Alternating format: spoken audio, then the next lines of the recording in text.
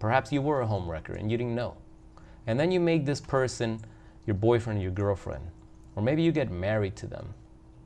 And then people ask you, how did you guys meet?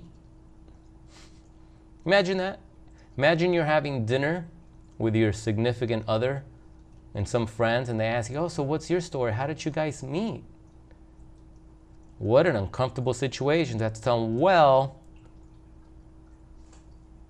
they were married and they were having an affair with me.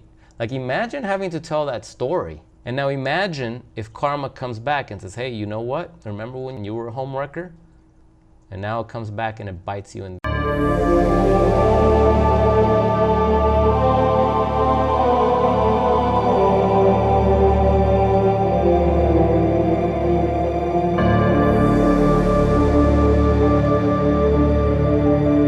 That's right, we're back. This is Psychopath Exposure. Welcome back to the show.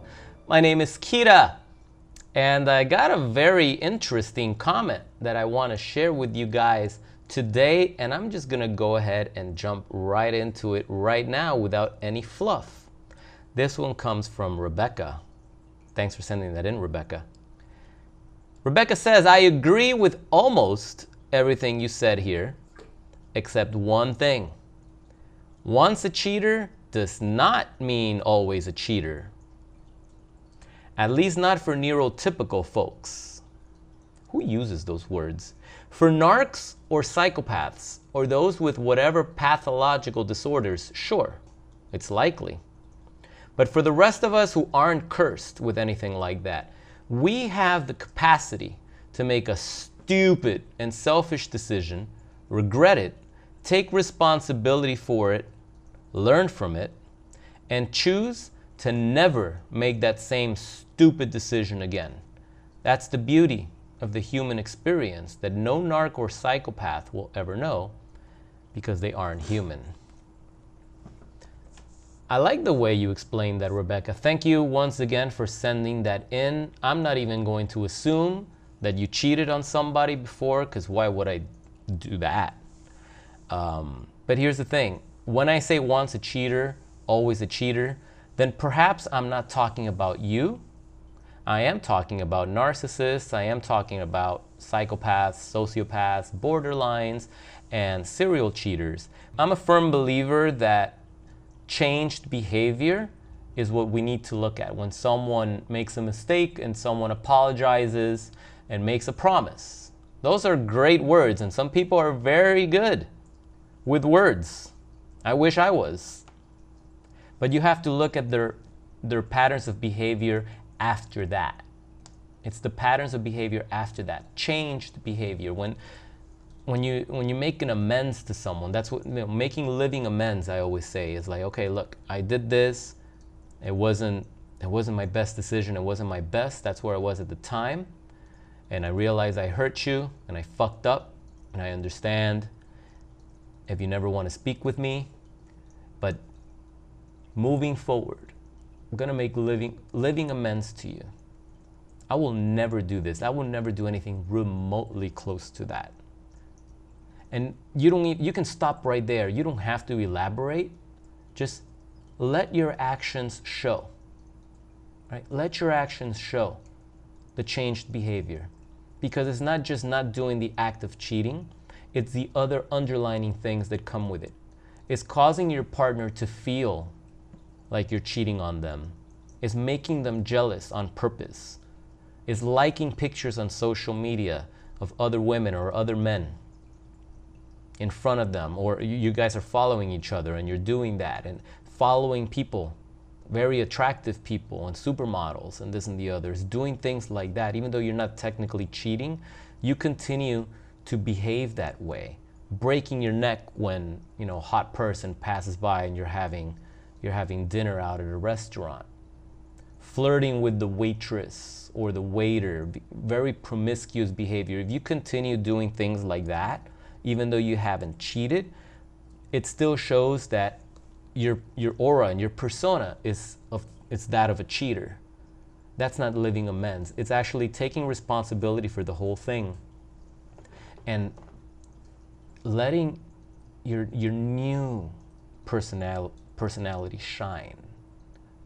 A psychopath, a narcissist cannot do that. A psychopath will try to emulate it. They'll try to emulate it to fit in, or this and the other. But a psychopath always needs to be in control, and they're not going to succumb to your demands. They're going to do what the fuck they want, right? A narcissist, a promiscuous narcissist, does not have the capability of stopping. Once a cheater, always a cheater. That's how I view it. That's the way I see it. If you got entangled with somebody and they were cheating on their wife or they were cheating on their husband, do not make that person your boyfriend or your girlfriend, because you guys met through an act of sin, let's just say, okay? You don't know what was really going on in that person's marriage. All you know is what they told you. And from my experience, yeah, once a cheater, always a cheater. I don't know, Rebecca, if you cheated on someone and you're taking this personally, but I appreciate how you point out that, yeah, the human experience, you are able to change and you'll never do that again. And I do believe you. I do believe that if you are what you say you are, that you have that capability. But you're in the minority. You're a rare case. Majority of people, when they do something bad and they get away with it, the brain already knows that they can do it again because they have already done it. They may not want to do it again, but when shit hits the fan, it's like, hey, I know how to navigate this neighborhood. I'll just do it this once. That's what ends up happening. Not everybody that cheats is a fucking psychopath. Not everyone that cheats is a narcissist or borderline, or has borderline personality disorder. People just cheat, and it's wrong. And once they get good at it, they keep doing it because they get addicted to the thrill of sneaking around, of tasting something new. Let's not rock the boat at home. Let's not go through a divorce. I would just get mine behind the scenes. He or she won't know, and what you don't know doesn't kill you, and they can get away with it, and it's fine. And it's kind of like if a tree falls in the forest and no one's around to hear it, doesn't make a sound. So if you go into it with that perspective, it's like, okay, well, I'm cheating, but if you don't know that I'm not hurting you, that's another avenue that people might take. So you have to study people's behaviors, and again, we've all made mistakes growing up. That doesn't dictate who we are. Some people try some things in high school and then it's like, they'll never do that again. They tried some drugs, they tried some LSD, they tried some coke, whatever, and then they'll tell you, look, once in high school I did this, I was wild, I did that, this and that, but I'm in my 30s already, I don't fuck with none of that shit, I'm a changed person. And yeah, they're a changed person. But they still did it. That means they're capable of doing it. And the chances of them doing them again are higher because they've already done it than someone that has never done it. Okay? You can take a risk if you want and go ahead and date someone that has told you, hey, look, I cheated on my ex-husband and that's why we ended up getting a divorce. I fucked up, but I will never do that again. I have kids now. I would never do that and whatever. That's great. Those are words, but you already did it. I wouldn't put my money on that relationship. And maybe I'm wrong. Maybe I'll miss out. Maybe I would miss out, but I wouldn't do it. Would you? Knowing what you now know, knowing that you may be dating someone for 10 years and not know that they were a covert narcissist all along? Just because someone tells you something? Show it to me. Show it to me. And if what they've shown you is that they cheated before, they were cheating on their wife or their husband when you guys met with you, chances are at some point at the end of that relationship, karma is going to come back and get you. And that's another reason why I say it. You were involved. You were involved in the affair. And a lot of times you knew that you were involved. You knew what was going on, and you were like, fuck, hope we don't get caught, but this is fun. Like, oh shit, they're abusing you like that? Okay, cool, I'm off the hook. I'm not doing anything, I'm not a homewrecker here. They could be lying.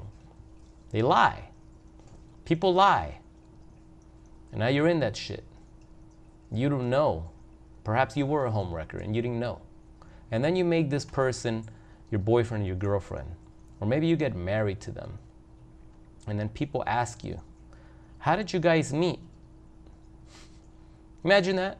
Imagine you're having dinner with your significant other and some friends, and they ask you, oh, so what's your story? How did you guys meet? What an uncomfortable situation to have to tell them, well,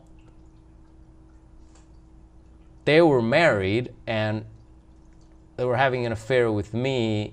Like, imagine having to tell that story. Holy shit, that's when you realize, what the fuck did I do? And now imagine if karma comes back and says, hey, you know what? Remember when you did that shit and you were a homewrecker?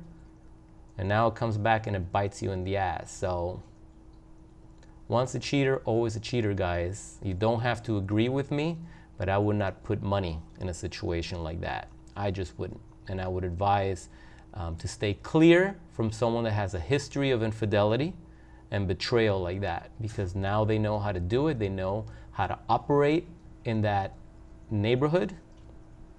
They know how to get away with it, or they know how they got caught, so now they know what not to do to not get caught the next time they do it. I wouldn't fuck with it. But still, I appreciate what you had to say and your input, Rebecca. I believe that is the beauty of the human experience, is to be able to recognize when you were wrong, where it was that you fucked up, the motivation behind it, to see how destructive it was, how you ended up hurting somebody, how you hurt yourself, and making a living amends to that person and to yourself, and to never do shit like that again. That's growth. That's growth. And a narcissist cannot do that. So you cannot double down on the narcissist. You cannot double down on the person with borderline personality disorder. You can't, because their track history shows you the same repeated patterns of offense. You can't double down on them. Once you know what it is, you gotta go. Once you know what they are, you gotta run. That's how that works. And that's the end of the video. Bet you didn't see that one coming so fast today, did you? But I do gotta run, just wanted to get this one out.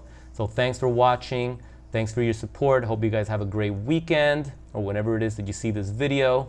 I look forward to making some more videos for you in the future. So keep dropping comments in the comments section, asking your questions, sharing your stories, and I'll continue making reactions and answering your questions in videos when I have time. Thanks again, Rebecca. Hope you guys are having a great day, or a great rest of your evening.